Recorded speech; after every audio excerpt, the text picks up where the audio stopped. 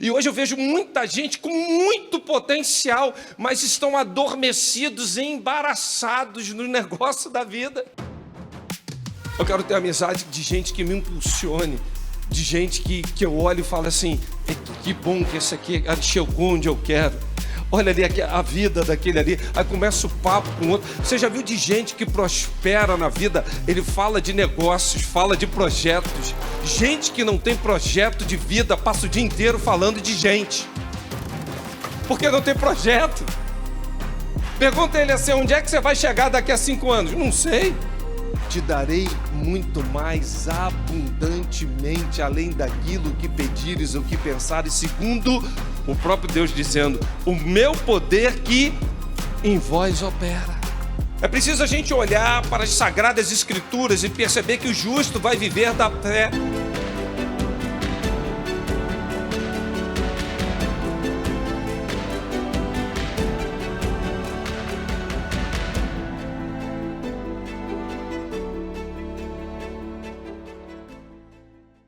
Em cima de um tema que é sabedoria para a vida.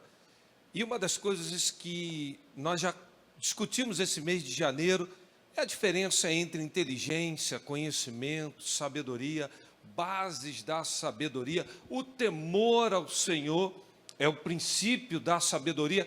Nós estamos caminhando, solidificando conceitos, preceitos, valores.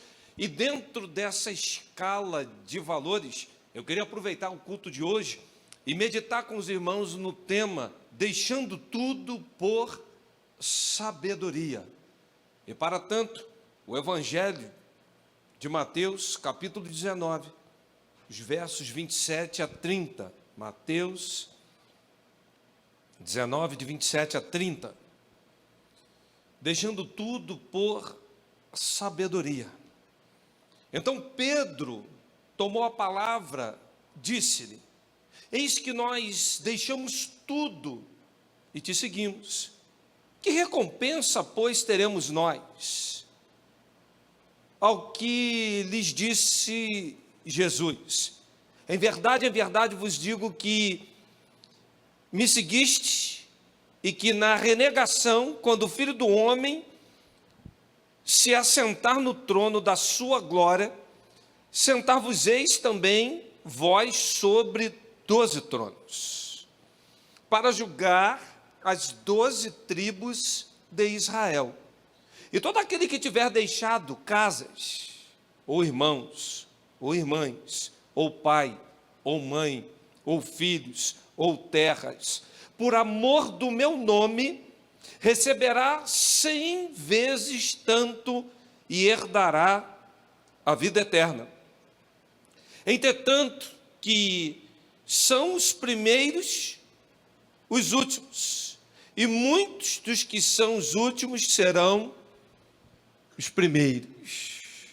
Pai, tua palavra faz aquilo que te agrada, e nós queremos ouvir a tua voz e pedimos que a tua palavra possa com poder impactar a vida de cada um que vai ouvir e que está ouvindo as verdades espirituais. Gere cura, gere libertação e gere salvação, no nome de Jesus. Amém. Quando olhamos para o assunto em tela, observando então o capítulo 19, nós vamos perceber então que o assunto de Jesus com os discípulos está girando em torno de perdição e de salvação. E então o diálogo vai numa linha, como é difícil um rico entrar no reino dos céus. Ao ponto dele ter aquela célebre conversa com um jovem rico que tinha muitas coisas, e ele começa a questionar, o que devo fazer eu para herdar a vida eterna? Jesus então mantém um diálogo no nível dos 10 mandamentos, e aí o jovem fala, olha, essas coisas eu guardo desde a minha mocidade. E quando o jovem achou que estava muito bem na foto, entra a segunda parte do diálogo de Jesus com ele, dizendo, agora vai, vende tudo quanto tu tem e dá aos pobres. E aquele jovem saiu cabisbaixo. E alguns até nos dias de hoje não conseguem compreender o texto bíblico, achando então que o servir a Cristo é tão somente ou paralelamente ter que deixar riqueza, deixar bens, deixar isso ou deixar aquilo por amor de Cristo. Mas como assim, pastor? O evangelho não é um evangelho de renúncia? Mas me parece que as igrejas nos dias de hoje estão colocando o evangelho como sempre, até preliminarmente, vem para Cristo que tua vida vai estar tudo bem, vai dar tudo certo, você vai conseguir rapidamente prosperar todos os seus caminhos, e não estão enfatizando o que é deixar tudo. Agora, vamos entender o que é deixar tudo. Pastor, já entendi, se é tudo, então não pode ficar nada de fora. Mas não é viver como alguns, determinado tempo, pensaram: eu vou largar emprego, eu vou largar tudo, Jesus está voltando, então amanhã eu não quero fazer comida, amanhã eu não quero trabalhar, amanhã eu não quero mais nada. Por quê? Jesus está voltando, eu estou deixando tudo. Quando entramos no texto para perceber o que ele está querendo tratar com cada um de nós, nós começamos a fazer anexos e paralelos na palavra de Deus para uma melhor compreensão, como no livro de Lucas, capítulo 14, verso 25 em diante. Para seguir a Cristo, nós temos que deixar muita coisa. A Bíblia fala: iam com eles grandes multidões. E Jesus, voltando, disse: se alguém vier a mim e não aborrecer pai, mãe, irmão, e fala assim, e ainda também a própria vida, não pode ser meu discípulo. E quem não levar a sua cruz e não me seguir, não pode ser meu discípulo. E aí, já no 33 fala assim: todo aquele dentre vós que não renuncia a tudo quanto possui, não pode ser meu discípulo. Quando o assunto é discipulado, todo mundo se acha filho e um discípulo de Cristo. Mas a condição para ser chamado e rotulado de discípulo requer renúncia. Deixar. Mas deixar como? De que forma? É preciso deixar tudo. Meus queridos irmãos, quando olhamos a palavra de Deus, Abraão teve que deixar a sua terra, a sua parentela e ir para um lugar que o Senhor mostraria. Ele não sabia para onde, mas uma convicção ele tinha: é o tempo de renunciar, de sair de onde estou para um novo que Deus tem para a minha vida. E é muito difícil a gente sair da zona de conforto. Como eu já preguei aqui outrora, irmãos, a gente se acostuma tanto com o lugar que a gente senta na igreja. A gente se acostuma com as coisas mais simples. E largar isso, romper com isso, parece ser muito difícil. Olha para a vida de Moisés, deixando o palácio e indo para o lado do povo. Depois de você viver na realeza, você cair no meio do povão. Depois de você andar com um blindado, um SUV exclusivo, você pegar o trem lotado, é muito difícil, irmãos. É muito difícil depois que você se acostuma com a coisa boa, você tem que largar e abandonar. Ruth deixa o povo, deixa o seu povo, para ingressar agora no reino. Ela faz um caminho inverso. Talvez esse caminho seja fácil, mas o problema é que eles deixaram. Eu olho para a vida dos discípulos quando há o auge da indústria pesqueira, Pedro, Tiago e João, e eles ouviram a palavra do mestre e teve uma pesca maravilhosa. E nesse tempo, Jesus fala: a partir de agora vocês serão pescadores de homens. Eles dominavam o mar, porque pescador sabe, você vai para um lugar, quando está mudando as condições climáticas, o pescador fala assim: vem um vento ali, ó, sudoeste, que tal, provavelmente às tantas horas já vai ter chuva assim, assim, assim. Irmãos, dito e feito. Curso de meteorologia formado aonde? Na vida. E não ouça o pescador não para ver o que vai acontecer com você. Não leve a sério o que ele está falando não, que você vai ver. Aqueles homens dominavam tudo de rede, de peixe. Que peixe é esse? Você sabe o nome de peixe? Você conhece o peixe meca? Os pescadores sabiam. A partir de agora vocês serão pescadores de homens. Abandona a rede, abandona o barco, abandona a indústria no auge da fama, do vigor que ela teve. Pois imagina, depois de tantos peixes que eles pegaram, quanto trabalho não tinha até conseguir vender aquilo tudo. Mas deixaram.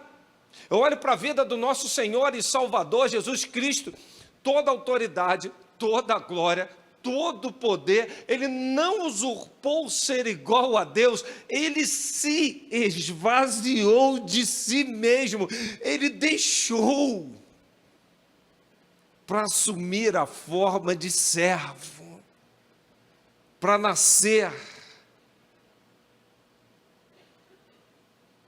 Eu fico sempre me questionando, irmãos, um dia eu vou perguntar esse negócio para Deus. Por que é que Jesus veio como bebê e Adão já veio como homem? Não podia vir um Adãozinho crescendo? Um Adãozinho. Ou vir um Cristo logo com 30 anos? Porque quando fala do primeiro Adão e do segundo Adão, quando a Bíblia vai fazer esse paralelismo, é uma questão para a gente parar e raciocinar. O que a Bíblia quer mostrar para cada um de nós? O que é esse deixar a autoridade, deixar tudo para ser servo?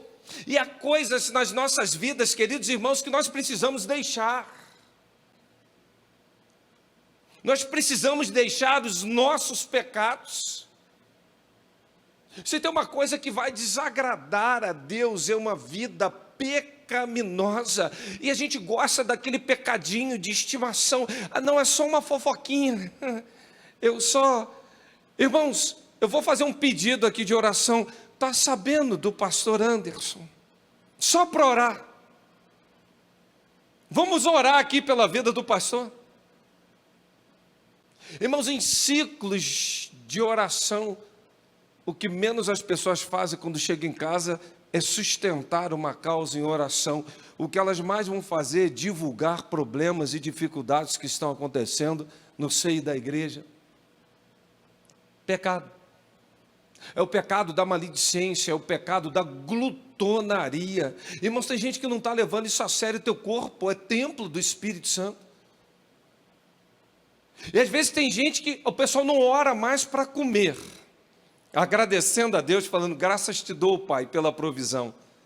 Mas eu acho que tem gente que tinha que orar agradecendo, e quando terminar, tinha que orar e pedindo perdão e repreendendo o devorador que está nele. Irmão, está satisfeito? Amém. Comer mais é glutonaria, é pecado. Mas o outro adulterou, pecou, e você que está, conforme o livro de Tiago, faz fofoca e incendeia tanta coisa. Nós precisamos deixar o pecado que ronda as nossas vidas, o pecado que nos afasta da presença do Senhor. Isaías fala que os nossos pecados fazem divisão entre nós e o nosso. Sem santificação, ninguém verá o Senhor, mas nós precisamos também deixar mágoas, irmãos. Quando a gente faz esse momento de ofertório, há tanta gente com coração ruim, que não está perdoando o marido ou a mulher, que não consegue sequer verificar a sua própria vida. E antes de Deus receber a oferta, Ele vê o coração do ofertante. Aí fala assim, ó, não, eu não estou magoado, eu só não quero ver a cara. Eu não sou obrigado a conviver, nem quero ver o rosto. Meus queridos irmãos, o pior do que o ódio é a indiferença. E tem assuntos delicados nas nossas vidas que magoa tanto que a gente fala, a gente sente a dor. Você quer ver uma coisa? Quando essa pessoa que te fez mal fez isso ou aquilo, quando ela quebra a cara, qual é o sentimento que você tem? Não disse? Olha aí, ó. Está colhendo, agora está colhendo. Eu falei. O que é isso? O ranço da mágoa. Porque a gente não pode se contentar com a derrota do outro, irmão. Há tanta gente com mágoa da igreja, mágoa do pastor. E a mágoa, essa raiz de amargura, ela vai ancorando a tua vida. Se tem uma coisa que faz a tua vida deslanchar, é deixar a mágoa. Não se põe o sol sobre a vossa ira. Ira é pecado? Não. A Bíblia fala, irai-vos, mas não. Porque tem hora que eu me irrito, irmão. O que há? O santo é de barro. Porque se eu estou justificado com Cristo, eu sou santo. Sim ou não? E a Bíblia fala que há um grande tesouro em vasos de barro. Então o santo é de barro. Tem hora que há uma injustiça que indigna, mas não deixe isso gerar raiz de amargura. É hora de deixar sair, é hora de perdoar, libera isso. Ah, pastor, mas me traiu, fez uma coisa terrível. A pessoa não tinha por que fazer isso comigo, mas você não liberar isso, irmão, é tal algemado essa pessoa. Você acorda pensando nisso, almoça pensando nisso, dorme pensando nisso. A tua vida está ancorada de raiz de amargura. Está na hora, meus queridos irmãos, da gente deixar as nossas culpas e o peso dessa culpa. Há tanta gente que já foi perdoado pelo Senhor, que já pediu perdão à pessoa, mas que não consegue deixar a culpa.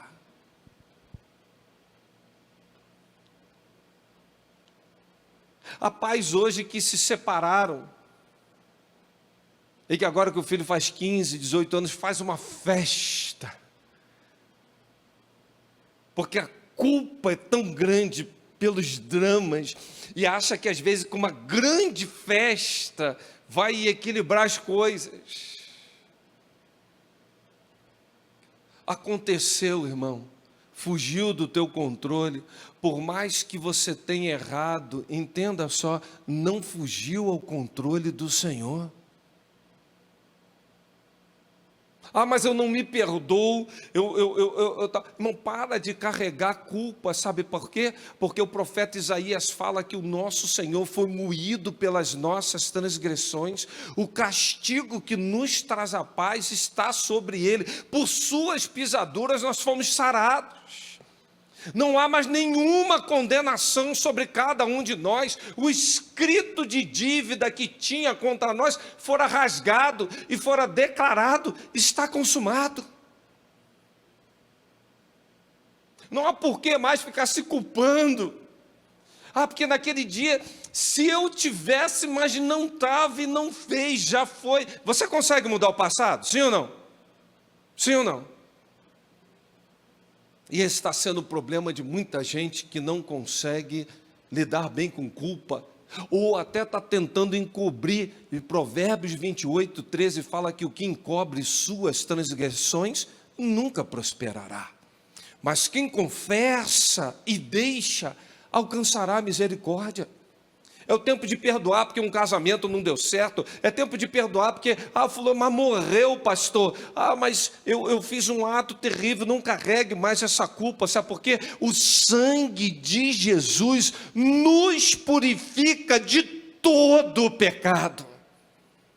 Não é apenas de um ou de outro, é de todo o pecado. Então, se é de todo o pecado, independente do que eu fiz, eu sou nova criatura, eu sou uma folha nova, as coisas velhas se passaram e tudo se fez novo. Deixe o novo de Deus entrar na tua vida. Pare de ficar se culpabilizando, deixe isso, meu irmão. Nós precisamos deixar, meus queridos irmãos, o embaraço. Hebreus 12, 1 vem falando isso. Deixando todo o embaraço que tão de perto nos rodeia. Embaraço não é um pecado, mas está caminhando para ser. E a gente às vezes entra nos embaraços de julgos desiguais. Aliás, a gente se embaraça com algumas coisas que não devia. Às vezes até tentando ajudar os outros, a gente se embaraça. E não era para ajudar, não era para fazer aquilo. Irmãos, há tantos embaraços e distrações nos dias de hoje. E as pessoas, parece que como que um cordeirinho vai entrando assim, por umas linhas que não percebe quanto suas vidas estão embaraçadas. O embaraçado, ele é sugado, ele é roubado. O embaraçado, ele sempre vai perder a visão. E ele sempre vai viver uma vida de ilusão. Quanta gente que, na verdade, está bem intencionado, mas está completamente embaraçado, insistindo em coisas que Deus não está. E acha que vai convencer Deus que a sua ideia é melhor. Não, eu estou orando aqui, quem sabe Deus, não se inclina para mim, muda isso aqui. Deus está falando, sai disso, rapaz, isso é laço, isso vai embaraçar a tua vida. A amizade, quer ver uma das coisas que mais embaraça a nossa vida? A amizade. E as más conversações corrompem os bons costumes. Colhe com gente que é melhor do que você. Ande com gente que chegou onde você sonha chegar. Todas as vezes que você começar a caminhar com um grupo 3, 4, a teoria das 5 pessoas ao teu redor, que são piores que você, vai embaraçar, vai te nivelar para baixo. Eu quero andar com gente melhor do que eu quero andar com gente que chegou onde eu quero chegar. Eu quero respirar o que eles já alcançaram, que isso vai me impulsionar. Tem gente que, em determinado momento da vida, está com o sarrafo numa posição, mas começa a entrar em embaraço, e o sarrafo vai baixando assim. Isso é um nível para namorar, isso é um nível para carreira profissional. O cara está estudando, chega aqui e fala assim, estou disposto, fazer o concurso para a NASA. Benção. Aí daqui a pouco, final do ano, não, eu devo fazer um ITA, um IME. Não passou. Próximo ano, estou lá firme e forte. Aí, começa a andar com gente que o sonho, e nada contra, irmão, é se alistar e atentar para um serviço militar. Aí anda com outro que também tem o mesmo sonho. É uma questão de tempo que ele vai se alistar e vai servir. Não vai ter sonho de ser um alto oficial, fazer nada daquilo. Não. Ele vai ficar ali. Ele vai ancorar ali. E hoje eu vejo muita gente com muito potencial, mas estão adormecidos e embaraçados no negócio da vida. Eu quero ter amizade de gente que me impulsione, de gente que eu olho e falo assim, que bom que esse aqui chegou onde eu quero. olha ali a vida daquele ali, aí começa o papo com o outro. Você já viu de gente que prospera na vida? Ele fala de negócios, fala de projetos. Gente que não tem projeto de vida, passa o dia inteiro falando de gente. Porque não tem projeto. Pergunta ele assim, onde é que você vai chegar daqui a 5 anos? Não sei. Eu estou naquela música daquele cantor lá, deixa a vida me levar. Para quem não sabe onde quer chegar, Alice no País das Maravilhas, qualquer lugar serve. Irmão, tenha projeto. Ah, pastor, mas o projeto é Deus vai lá e muda. O homem faz os seus planos, mas a resposta final vem do... Agora é pecado planejar? Muito pelo contrário, nós temos um Deus ordeiro. Eu gosto de trabalhar com meta, irmãos. Quem me conhece sabe disso. Eu estou me exigindo toda semana, todo mês, até tal mês eu pretendo chegar aqui, eu preciso alcançar isso aqui, eu tenho que melhorar isso aqui. Até porque para quem eu trabalho é muito exigente.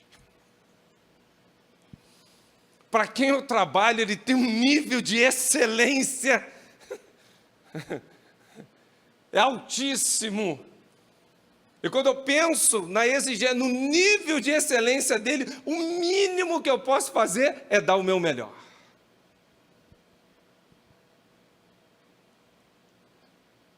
E dar o melhor é diferente de fazer o que pode. Quer ver uma coisa, André, que eu fico chateado quando alguém ficou com a incumbência de fazer alguma coisa que não fez, ou que fez tudo errado, fala assim, ó, fiz o que pude. Não faz o que pode, não, faz o teu melhor. É bem diferente, irmão. É bem diferente. Hoje eu vejo uma geração perdida, o tempo passando, embaraçados, que não consegue deixar amizades que estão ancorando, deixar projetos de vida medíocre, olhar para a vida como aquele extremo para baixo, parece que sua vida não impulsiona, não decola. Irmão, hoje é o dia da gente deixar isso. Nós precisamos deixar também a incredulidade. Muita gente não tem projeto porque não acredita em mais nada e ninguém. E sem fé é impossível agradar ao Senhor. Porque aquele que se aproxima de Deus é preciso crer que Ele existe, que Ele é o quê? Galardoador. Você sabe o que é galardão? Eu falo assim, não que eu mereça, pai, mas se tiver um galardãozinho aí, um negócio aí, eu tô por aí. Porque quando eu olho para o texto lido, o próprio Senhor está ensinando os discípulos, aquele que deixar pai, mãe, bens, vidas, mulheres, terra, tal, vai receber 100 vezes mais. Aí entra os teólogos da prosperidade e falam assim, ó, então bota R$1.000 e você vai receber 100 vezes mais. Não, o texto não está falando isso, meu irmão. O que o texto está fazendo é uma hipérbole. Ele está falando que a bênção de Deus é sem medida. O que o texto está falando para cada um de nós, que o que Deus vai te dar é incomparável. E a própria palavra de Deus diz isso. Te darei muito mais abundantemente, além daquilo que pedires ou que pensares, segundo o próprio Deus dizendo, o meu poder que em vós opera. É preciso a gente olhar para as Sagradas Escrituras e perceber que o justo vai viver da fé. E tem uma iniquidade se multiplicando que está esfriando o amor, está esfriando a fé. As pessoas estão cada vez mais céticas, gnósticas e incrédulas. Não acredito em mais nada. Não acredito em ninguém. Agora, pastor, eu entendi que eu tenho que deixar. Agora, quais são as formas de deixar? Esse deixar tudo. Uma primeira forma de deixar tudo é quando você faz tudo voluntariamente. É generosidade. É abrir mão.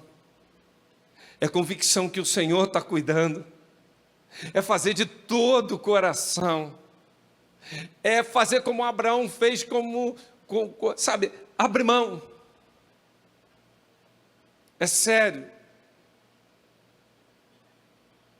E olha para a tua vida agora, não me responda, mas tente ter em mente a resposta para a seguinte pergunta: o que hoje para você seria muito difícil você entregar voluntariamente?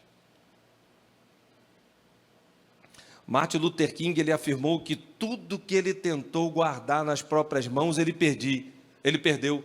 Mas tudo que ele entregou nas mãos de Deus, ele disse assim: eu ainda tenho. Eu ainda tenho.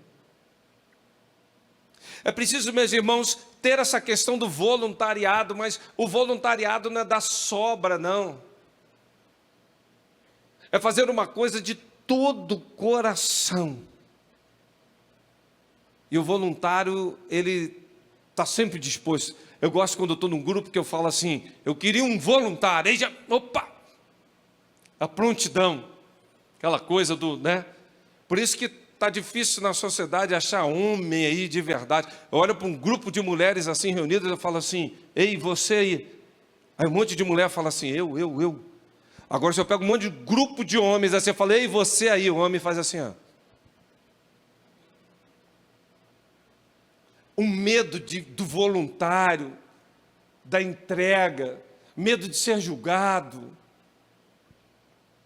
Mas tem um outro tipo de entrega, que nesse caso é quando o próprio Deus tira de nós. E às vezes Deus dá e Deus tira. Às vezes Deus coloca e descoloca. Eu fico pensando sempre numa formatação de família, é incrível isso, né? A gente, quando está namorando, tem um sonho de ter uma casa própria. Aí compra a casa própria. Tem um sonho de fazer uma casa grande por causa dos filhos. Aí esses inquilinos mais caros e exigentes que passam dentro da nossa casa, que não pagam R$1 de aluguel, vão embora.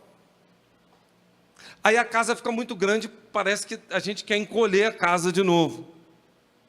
Aí um dos cônjuges vai. Aí parece que a gente quer morar num apart-hotel, num quarto e sala. Como é que a vida tem esse efeito elástico?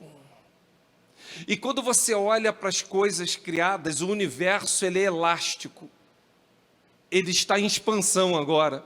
A estrela que você está vendo, já deve ter centenas de anos atrás, e tem um período que encolhe. Esse é o sentido da vida. Eu acho isso lindo. Os principais órgãos geradores de vida e vitais do nosso corpo, eles expandem e encolhem. Eu acho isso incrível. E às vezes a gente não sabe muito lidar quando Deus tira.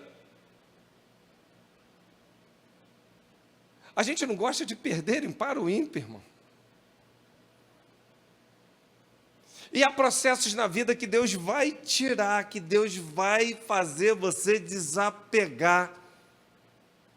E não é para ter uma experiência traumática, porque Deus vai acrescentar sempre um novo de Deus, há um recomeço de Deus. Por quê? Quem larga pai, mãe, bem, vai receber muito mais. E fala no tempo presente, já nessa vida aí, no século futuro. Ou seja, no mundo vindouro. Tem traduções diferentes. Mas só experimenta isso quem entrega, quem renuncia. Agora tem uma forma de deixar, que é quando Deus pede. E eu olho para a Bíblia, Deus pediu algumas coisas a alguns homens. Eu podia ficar a noite inteira aqui, eu quero encurtar, mas eu sei que você lembra de vários exemplos, como o próprio Isaac. E às vezes Deus confia algumas coisas nas tuas mãos só para te testar. E vai ter uma hora que Ele não vai tirar não, Ele vai te pedir de volta. Eu acho muito interessante quando as pessoas compram um carro, está feliz da vida e comprou um carro zero. Esses dias eu estava ali na garagem vendo um carro zero do membro da igreja. Eu falei, fecha a porta rápido para não sair o cheiro de novo. Aí legal, falou assim, não, nós já oramos e consagramos ao Senhor. Está consagrado, tá, amém, não é mais teu. Dá vontade de falar assim, desce do carro agora que quem vai dirigir sou eu, não é mais teu.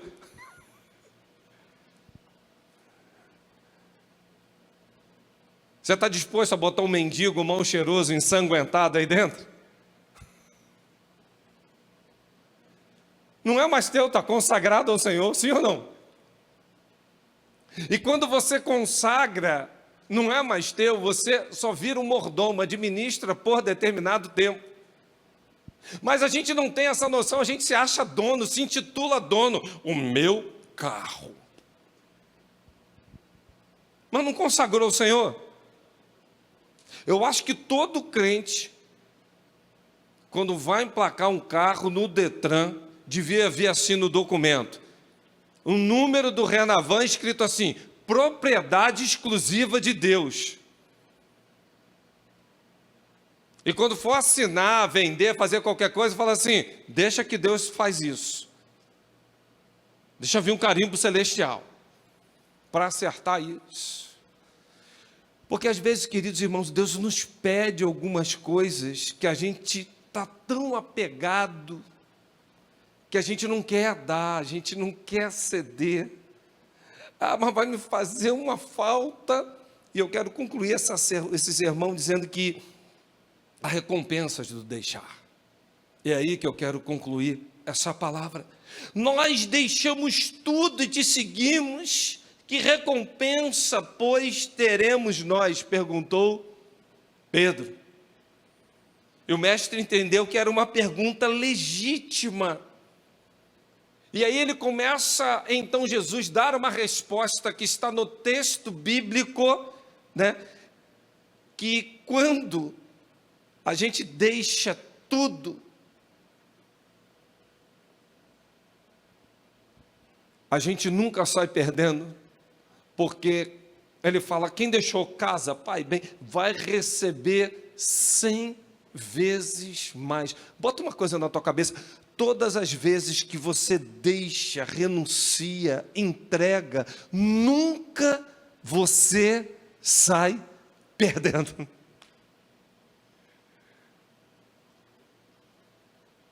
Irmão, me diz na bolsa, aplicação de valor que não tem risco de perder. Me diz amanhã. Eu quero aplicar amanhã um dinheiro bom, onde está prometendo ganhar muito, mas sem ter risco de perder. Me diz aí, me dá a dica aí. Quanto maior a possibilidade de ganho, maior o risco. Quer ganhar pouco? Risco baixo. Agora, no reino de Deus, não. É eu abrir mão, eu colocar para Ele. Ele fala assim, ó, já está garantido. Por isso que Jesus vem tratando com Pedro essa questão, falando assim, é certo que você vai ganhar. Agora, esse ganho é um ganho que o próprio Cristo faz uma dicotomia, é ganhar na vida, no tempo presente. Irmãos, eu vim para a PIB Vila da Penha, eu renunciei coisas lá atrás, eu estava numa zona de conforto muito boa, e hoje o que eu ganhei de casas aqui, Pai do céu, coisa boa. Eu vou visitando umas casas, irmãos, é um suco fresco, é um bolo disso, é um negócio daquilo. É assim, família. Eu vejo como que eu ganhei. Já ganhei inúmeras famílias. E fala assim, no tempo presente e no porvir. Quando você abre mão, renuncia tudo, Você faz um depósito para o tempo presente e para o depois dessa vida. Nada a ver com gladiador, mas o que fazemos nessa vida ecoa na eternidade. Não é agora só, vai além. Você já pensou chegar lá na eternidade e falar assim, Deus, uma coisa que não se fala mais é de galardão. E vai ter uma diferença no céu. Cada um vai receber o seu. Você já pensou se receber lá e falar assim, mas isso foi pelo que eu fiz lá? É. Isso foi por aquilo tudo lá que eu investi? É. Isso foi por aquilo tudo que eu deixei? Exatamente isso. Ecoou lá em cima. Por isso que a Bíblia fala assim, não ajunteis tesouro na terra, onde a traça e a ferrugem consome, mas ajuntai tesouros nos céus. Quero concluir. Ele fala no tempo presente, já nessa vida. Mas já nessa vida Ele tem uma promessa para cada um de nós que vai estar conosco todos os dias, até a consumação dos séculos. Sabe o que Jesus está ensinando? Eu vou, a partir de agora, estar com você todos os dias. Quando vierem fazer uma injustiça, eu estou do teu lado. Quando vier um sofrimento, uma dor, eu estou contigo. Quando você estiver, como o salmista fala no Salmos 23, quando eu estiver no vale da sombra da morte, eu não temerei mal algum. Só por um detalhe, eu tenho plena convicção de que tu estás comigo. Na hora do luto, Ele está comigo. Na hora da doença, Ele está comigo. Na hora das minhas lágrimas, Ele está comigo.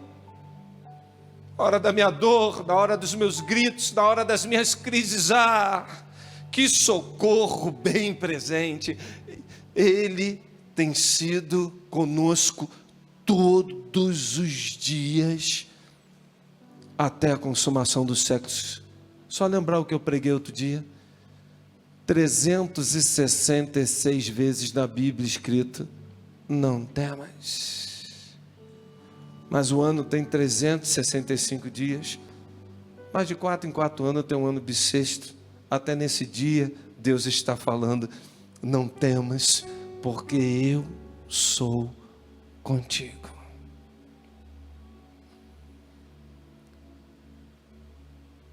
Diante da oportuna pergunta de Pedro, o Salvador é a nossa grande recompensa. Nós estamos abandonando, abrindo mão, renunciando. Nós estamos apostando a nossa vida no reino espiritual. Então é oportuno concluir afirmando para você o que você precisa deixar nessa noite. Que tipo de desapego você precisa ter hoje? Desapega. Que ainda impede de você talvez ser até um discípulo. Porque tem gente que acha que é, mas não é, porque não abandonou tudo. Quem não abandonou tudo não pode ser. É o que diz o texto. Se tem um lugar para a gente confiar tudo que temos e tudo que somos, é nas mãos do Senhor.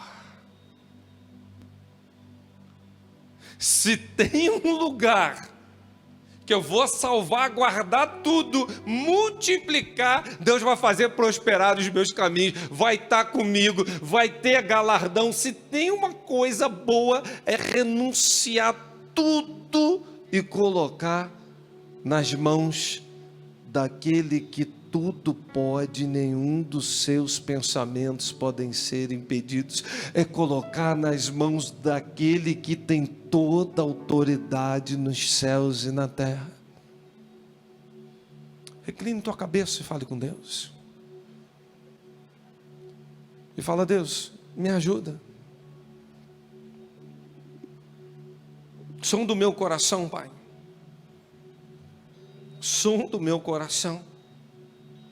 Me dê sabedoria, Pai, para tomar uma decisão que eu preciso deixar. Por amor ao Senhor. Tem alguma coisa, Pai, que eu não deixei, que não me torna um discípulo, que inviabiliza o meu discipulado. Pergunta a Deus assim: Senhor, eu não quero sair desse culto sem que eu faça uma entrega total.